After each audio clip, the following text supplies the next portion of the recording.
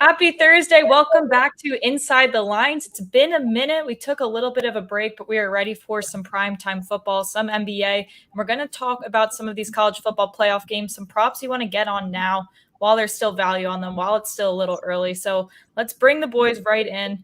First, I wish we could see the new cap, but Jake has a new character unlocked. We have Moose, and now we have a cat. If you see a tail, don't be alarmed. Yeah, I don't know where she's at. She's hiding right now.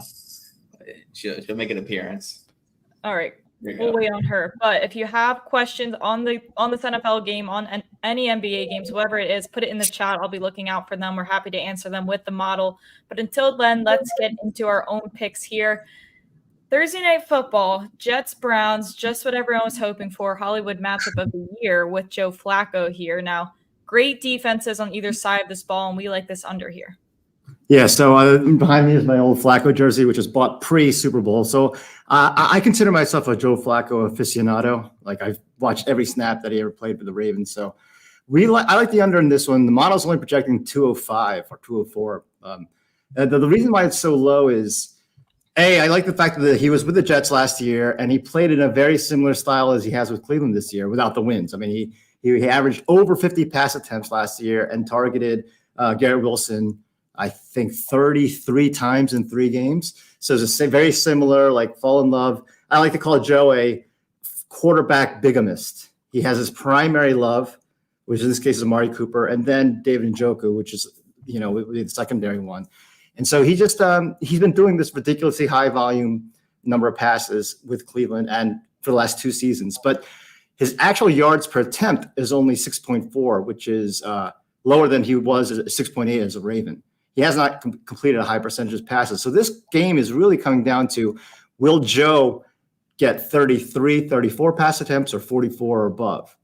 And so the model likes it because they're heavily favored. They shouldn't have to score more than 11 points or 10 points to beat the Jets in this spot. So that's why it could be Joe gets 150 passing yards the first half and 50 the second. And then that's why I think that we like this here. I also like the fact that the Jets, again, are familiar with this version of Flacco. And despite the ownership saying that GM and coaches will be back, I think it'll look really bad if they get torched by Flacco for over 300 yards after Joe wanted to go back to the Jets after Aaron Rodgers' injury. Yeah, that would just be a bad look. I feel like this Jets defense playing with a little extra motivation and knowledge of Joe Flacco in general. Now, this next prop, it would seem contradictory, but the way you've talked about this first half, I think this is still possible to hit if we get Amari Cooper on the field tonight. Yeah, so Amari Cooper, I mean, he finished the game last week. When the game got a little bit tighter, he came back on the field.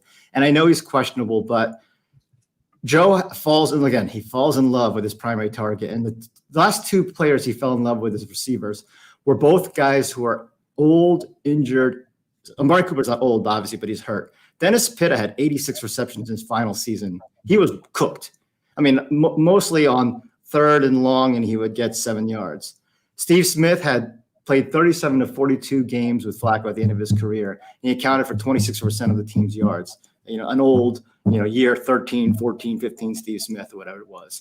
So as long as Cooper can move at all, Joe is not going to shy away from targeting. Joe believes, I'm bigger and have a stronger arm than everybody else. That receiver is taller and has better hands than anyone else. I'll feed him 15 times. So even if Joe comes in at 180 yards, I know Amari's been getting 40% plus of his yardage in the last 3 starts. So, I don't, even if that drops down to like 35%, I don't think it's going to go below that. Right. Yeah, I like that there. I mean, impressive to be able to thread the needle that way, but I do agree with that. I think if anyone can hit it over tonight, it would be Amari Cooper if he's there and healthy. Let's take a few questions from the model before we get into our last 2 picks here, because there is a couple interesting questions. One being about Breece Hall. His line's at 45.5, and we're pretty in line with them. We have him projected for 46. Any reason why it is that low that we can explain? When you know what the Browns are awesome defensively, especially at home. And before his last week against Washington, again, anything you do against Washington's defense doesn't count. Just like that's why we love the 49ers this week. Whatever the Ravens did against the 49ers on Christmas, Washington is not going to be able to do any of it. So you got to take that, remove that from the equation. When Brees and the Jets played good defenses in Miami and Houston, he had 52 total yards in those two games rushing.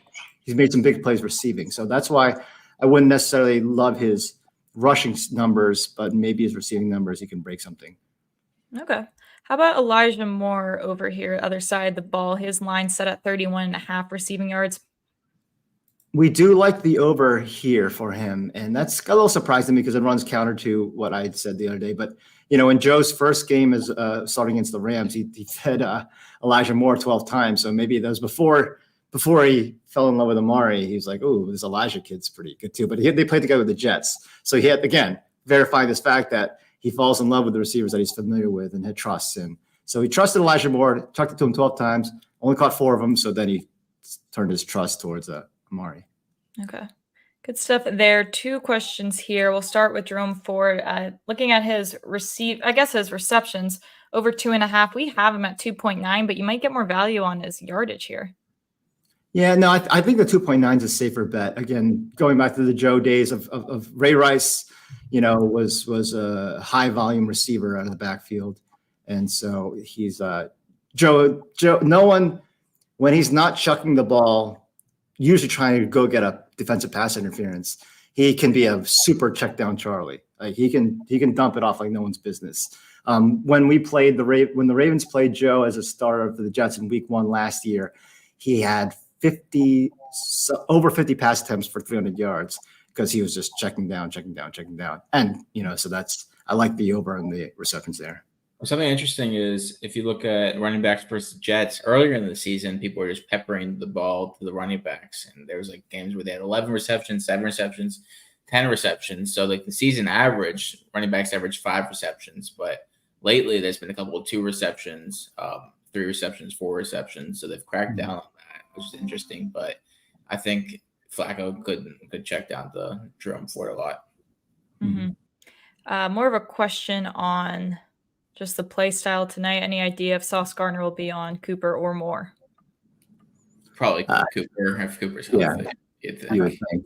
Yeah, I mean, if anyone follows Jets camp, I didn't watch Hard Knocks close enough, but again, Joe was there in the camp last year, Sauce's rookie year, Garrett Wilson there, so maybe there's some familiarity between that Joe to number 1 wide receiver and how to defend it.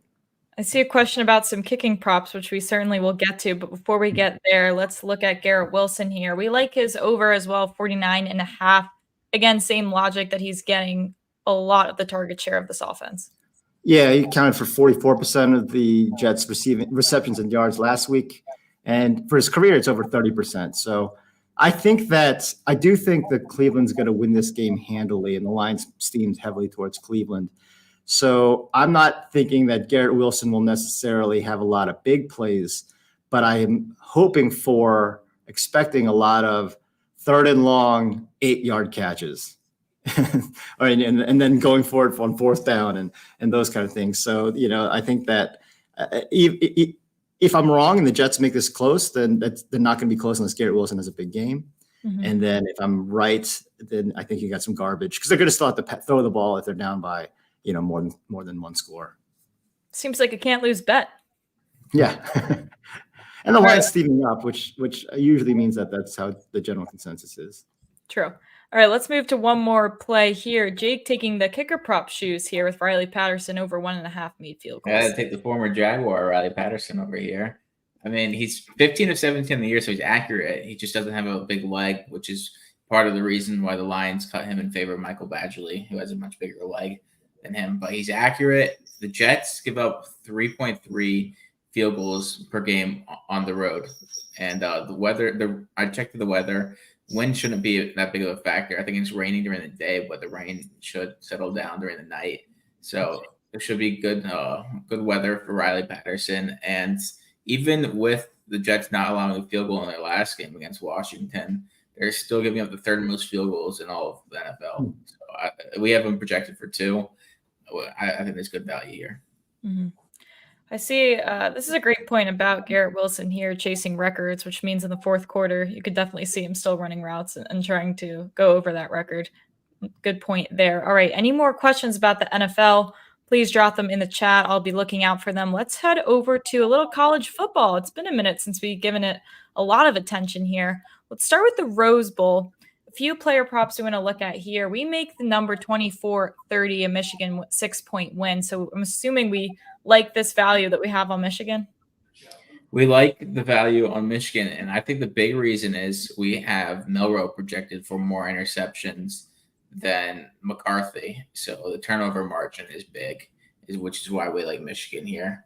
But we thought it might steam back towards Michigan later, but it stayed pretty close towards Alabama, -1.5. So it's looking like this is going to be what it's closing at this point. And a prop we like here, I'll let you talk about, Jake. Jalen Milroe, 40+ rushing yards.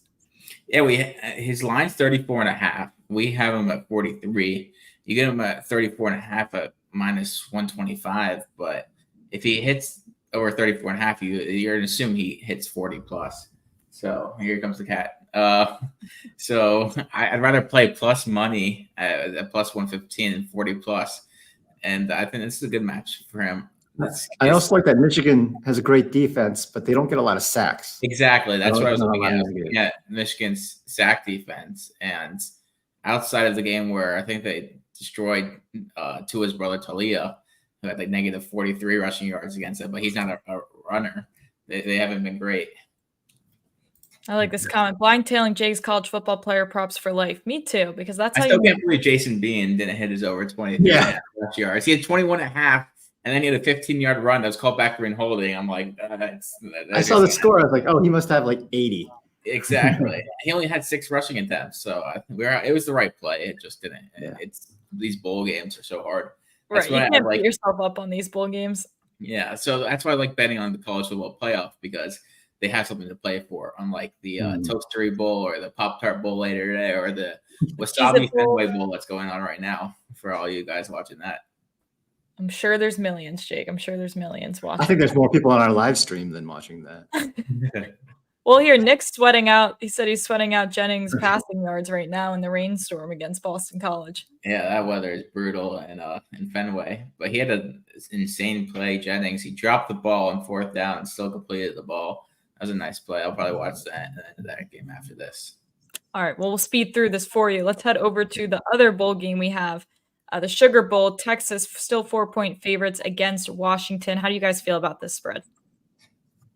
I think this is a pretty even game. I mean, we're saying these two teams have been pretty consistent all year.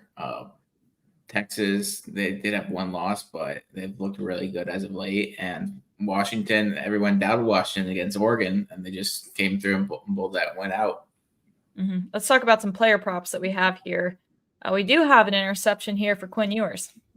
Yeah, Ewers just seems to always throw a pick, and I think Washington has an interception in the last 4 games on defense, and I think a couple of those games where they had multiple interceptions. So he just throws the ball a ton, especially with running back Jonathan Brooks for Texas tearing his ACL a couple weeks back.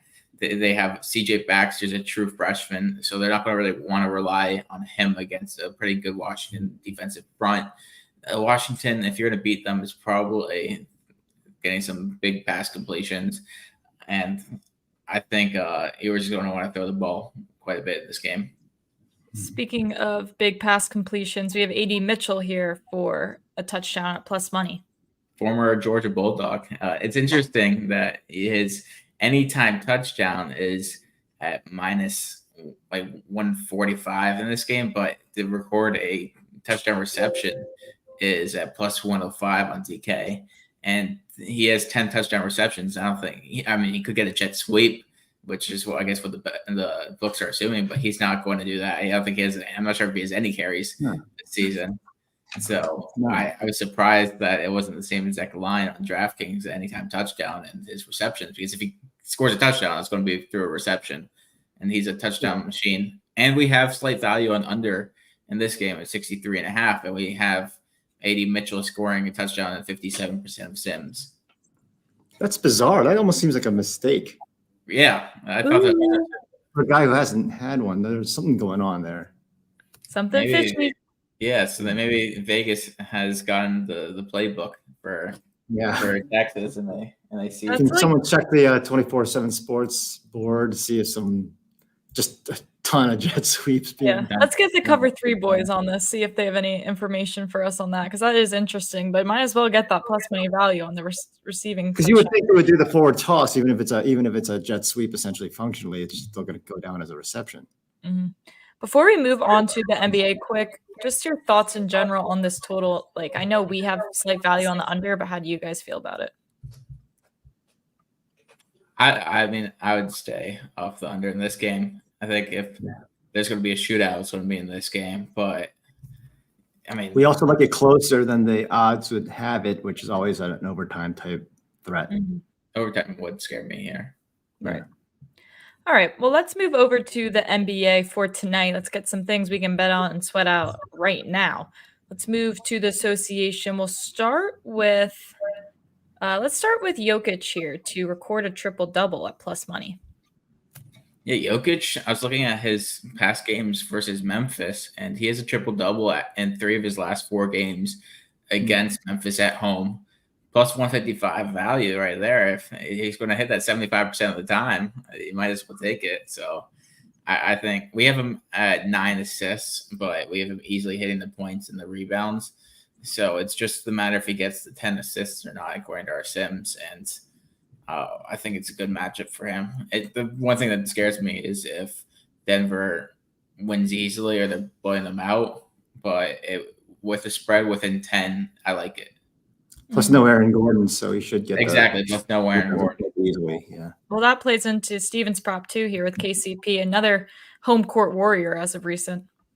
Yeah, so we had over 12.5 points, rebounds, and assists on Christmas, and he cruised through that in the first half, I believe. And so he's I'm just going to ride it. The number went up by 2, but again with Aaron Gordon out, he should get plenty of looks. Obviously not same position, but still. The good thing is I looked up when he is played for the Nuggets against Memphis with Ja Morant and made sure that he did get significant minutes as the not defensive stopper, but playing defense against Ja. And he did have 38 and 31 minutes in home games. In 2 out of the 3 games, he had well over 30 minutes when Ja Morant played. So that leads me to believe that he'll get 30-plus minutes today. Yeah, he's someone who doesn't scare. Like, he's not the kind of player that would sit in the fourth quarter the way Jokic would, right? No, I don't think so. I mean, and then the good thing is it's also his 3-point shooting at home, which we pointed out was 51%. Before the Golden State game. He hit his first 3 in the first quarter of that game, and then he finished 4 for 9. But still, that's he's on a nice little groove there. Another former Georgia Bulldog. Mm-hmm. I see another classic, Nick S. Spring connection. He's on Kuminga over 18.5 points, and both Jake and Steven are also on this play here. I think the best value you can get right now is minus 110 on ESPN Bet. I don't know if we want to. I think it was minus 110 on ESPN Bet and Bet MGM earlier. Okay. Kuminga is minus 115 now to DraftKings on my board. So I think a lot of people are on this play. So it's moved in most books, but we have him projected for 19 or like 19.1. And just looking at his last 3 home games, he's easily cruised over this. And so the books are still taking the Miami's historical defense into account. And I think the public is as well. That's why it's people like the Heat's defense for some reason, though they haven't been that good this year.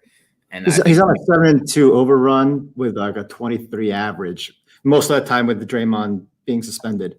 So, I think that it's basically with Draymond out, he's getting 6 more minutes, and even recently a little more than that. And I think that, again, Miami's offense has all those athletic wing forward types, and even a guy like Bam, who's the center, but will, drift to the perimeter. And I think that Kuminga is one of the few guys on the Warriors with the athleticism to stay with guys on the perimeter and the size and strength to stay with a guy like Bam even for stretches.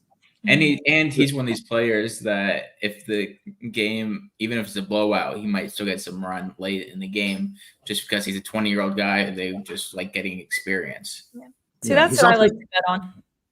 Yep. The guys who are sticking it out and actually trying hard through the fourth quarter. That's where my bet. More free throws too, and he's not a great free throw shooter, so I'm nervous about a 3 for 6 costing us. That 19-point rebound and assist. But let's hope for. He's been doubling up his versus career in terms of free throw attempts recently. He's had 13 free throw attempts in the last 2 games, so that's a good sign. Yes. All right, let's rip through a couple more props we have here. Let's go over to the Pelicans hosting the Jazz, 8.5-point favorites.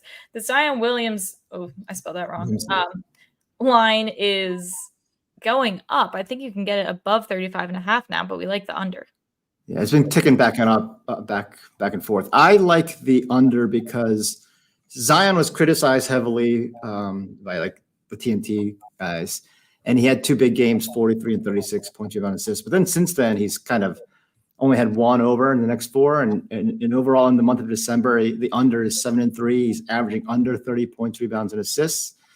The Pelicans are completely clean. They have no one listed on their injury report. So I think that bodes well for their ability to win this game easily and also to spread the wealth a little bit. So I think that Zion doesn't exert himself on the boards unless, again, he needs to, and they probably won't need to.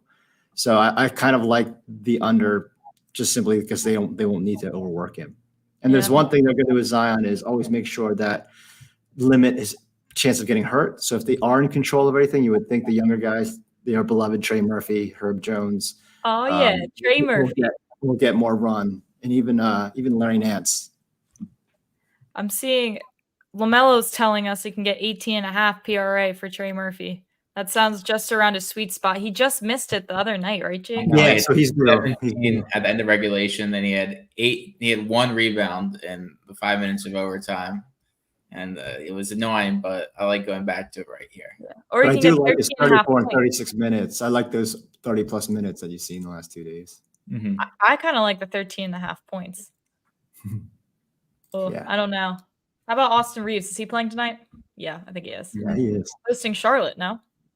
Yeah, and the good thing about them, there's these trade rumors about Austin Reeves, maybe involved with the trade with Chicago, right? So I think that would annoy him. I think he'll be aggressive offensively. What's his point prop? Probably 13.5. 13.5. Yeah, we have 14. Trey are always 13.5. We have over 14 for him projected today. Again, you never know with the Lakers and how bad effort they can put out in first quarters, but they should kill Charlotte, you would think. Mm-hmm. And again, Reeves could be the one who stays in the game even if they're up big. Love it. Love this game script for him. Maybe we parlay Murphy and Reeves, Jake. Yeah. Might be it. All right. That is all we have time for today. Okay. Someone else, the GOAT Trey Murphy. I didn't even know who he was until I first bet on him the one time that Jake mentioned it. So, but I'm probably going to get some merch if he hits tonight. All right. It falls hard. Yes.